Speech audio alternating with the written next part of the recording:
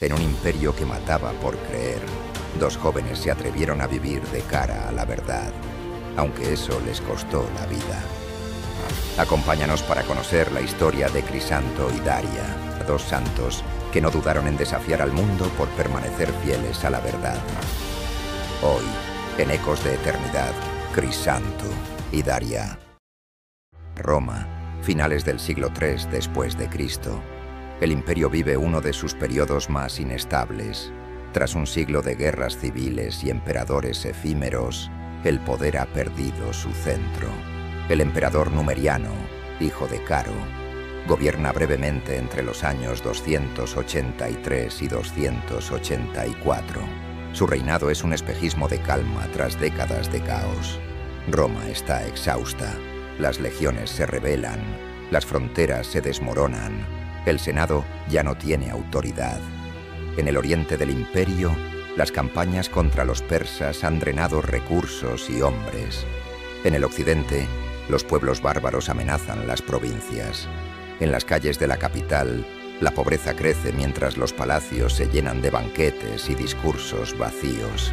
El viejo orgullo romano se ha convertido en lujo y corrupción.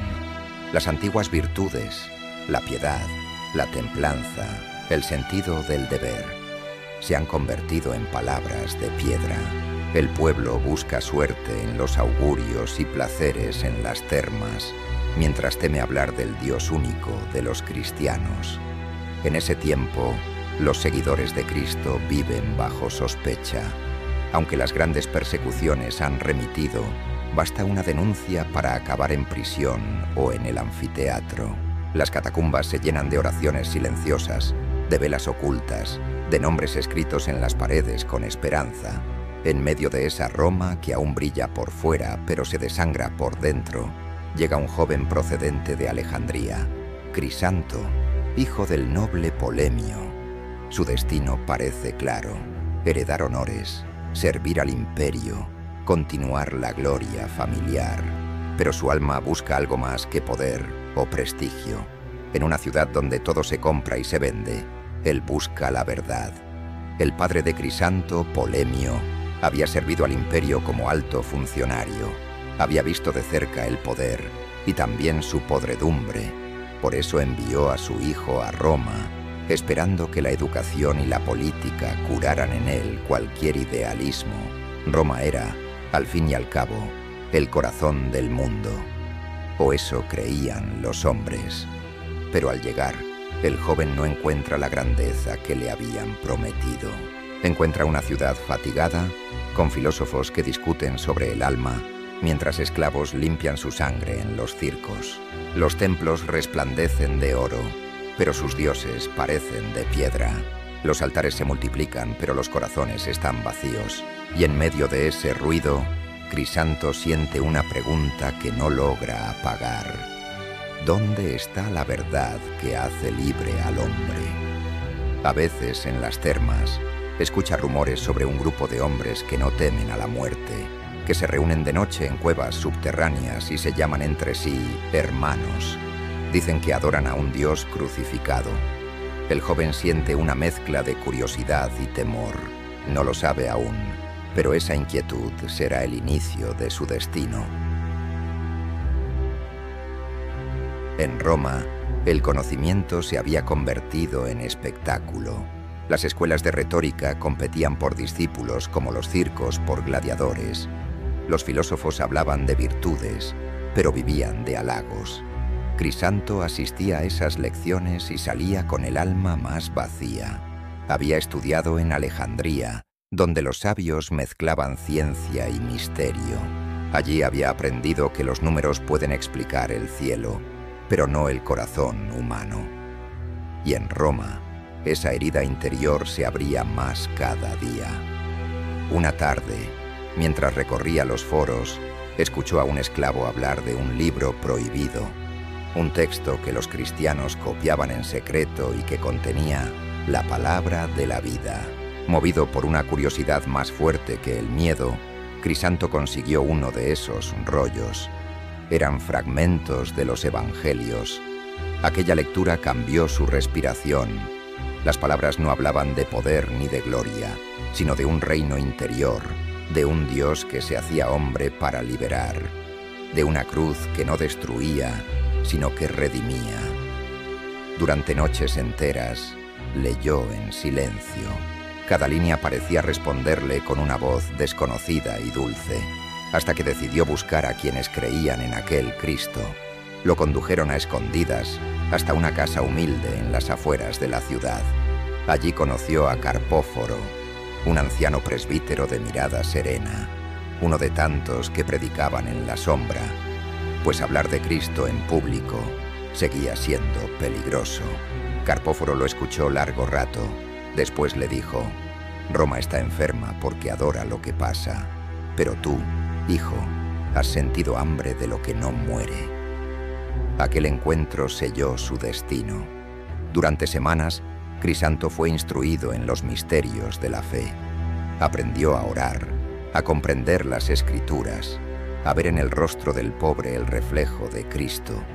Y una noche, bajo una lámpara de aceite, el anciano derramó sobre su cabeza el agua del bautismo. El joven noble se convirtió en discípulo de un carpintero crucificado, y mientras las campanas de los templos resonaban sobre Roma, en las catacumbas nacía un nuevo corazón. El bautismo de Crisanto fue un escándalo en Roma.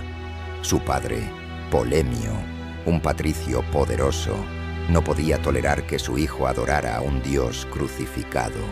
Primero lo encerró, luego intentó tentarlo con los placeres del mundo, enviando mujeres a su celda. Pero Crisanto permaneció firme, su paz inquebrantable. Desesperado, Polemio ideó un último plan: que una mujer sabia lo hiciera entrar en razón.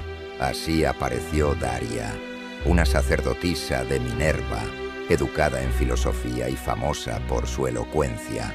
Con orgullo, aceptó el desafío de debatir con el joven cristiano. Cuando se encontraron, ella le preguntó: «Si tu Dios es único, ¿por qué murió como un criminal?». Crisanto respondió: «Porque el poder del mundo mata lo que no puede poseer, y el amor verdadero no huye del sufrimiento». Esa respuesta desarmó a Daria. Sus debates se convirtieron en búsquedas, y ella se encontró cada vez más cerca de la fe que intentaba destruir. Finalmente confesó: «Si esto es verdad, todo lo que he aprendido es humo». Crisanto, con suavidad, le dijo: «A veces Dios derrumba nuestros templos para construirnos un alma». Poco después, Daria fue bautizada. El padre de Crisanto, al ver que la unión con Daria había calmado a su hijo, creyó que la razón había vencido. Ignoraba que aquella unión era ya un altar. Crisanto y Daria se casaron, y su hogar pronto se convirtió en un espacio de fe, diálogo y compasión. En una Roma donde el poder lo era todo, ellos aprendieron a compartir la vida con sencillez. Su casa, en una de las colinas de Roma, se convirtió en refugio de cristianos, en un lugar donde se compartía el pan, la oración y la esperanza. Allí llegaban esclavos fugitivos, viudas sin amparo, soldados arrepentidos. Crisanto enseñaba lo que había aprendido de Carpóforo: que la fe no se impone, sino que se ofrece. Daria, con su sabiduría y dulzura, acompañaba a quienes dudaban o temían. Poco a poco, su ejemplo comenzó a expandirse. Los jóvenes romanos acudían a escucharlos. Algunos nobles, cansados de los rituales vacíos, se acercaban para escucharles. Encontraban en ellos un respiro nuevo, una vida que tenía sentido. Pero Roma no toleraba el silencio que no podía corromper. Pronto, los rumores llegaron al prefecto Claudio, que un matrimonio patricio acogía a esclavos y pobres en su casa, que hablaban de un solo Dios y de un reino invisible. En tiempos de sospecha, eso bastaba para ser peligroso.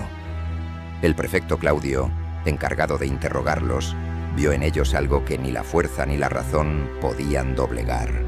Ordenó que torturaran a Crisanto para quebrar su voluntad, pero los esfuerzos de los verdugos fueron inútiles. A cada golpe, Su fe crecía en los que lo miraban. Tras presenciar la serenidad de Crisanto bajo la tortura, Claudio, su esposa Hilaria y sus hijos Mauro y Jasón abrazaron la fe cristiana, junto con varios de los soldados que habían sido testigos de aquel prodigio de fortaleza. Pronto todos ellos sufrirían también el martirio. Cuando el emperador Numeriano tuvo noticia de aquellos hechos, ordenó que los esposos fueran apresados. Para el poder, su fe era más peligrosa que cualquier conspiración. Cuando las torturas no lograron quebrar su fe, el emperador dio la orden final. Serían enterrados vivos en las minas de arena de la Vía Salaria Nova, donde ya descansaban muchos cristianos. El viento del atardecer agitaba la arena mientras rezaban. Los soldados comenzaron a cubrirlos con arena, y antes de que la oscuridad los envolviera, se oyó su última súplica: Señor Jesús, recibe nuestros espíritus. Así murieron, no vencidos, sino consumados. Y sobre la arena del martirio nació una semilla que Roma no pudo apagar. El tiempo borró imperios, nombres y fronteras, pero bajo la tierra de Roma aún resuena el eco de dos voces que oraban unidas. Crisanto y Daria no fueron héroes de leyenda, sino esposos de carne y fe, que aprendieron a amar sin poseer y a creer sin ver. En un mundo que veneraba la fuerza, eligieron la mansedumbre. Su vida fue una parábola silenciosa. El amor humano, cuando se entrega a Dios, se convierte en semilla eterna. Murieron juntos, pero su testimonio sigue vivo. Oración final. Señor Jesús, que hiciste de Crisanto y Daria testigos de tu amor, enséñanos a vivir en fidelidad y entrega, a mantener la fe encendida y a reconocer tu rostro en cada hermano. Que nuestros hogares, como el suyo, sean lugar de luz y consuelo, con la puerta siempre abierta al necesitado de pan y de palabra. Amén.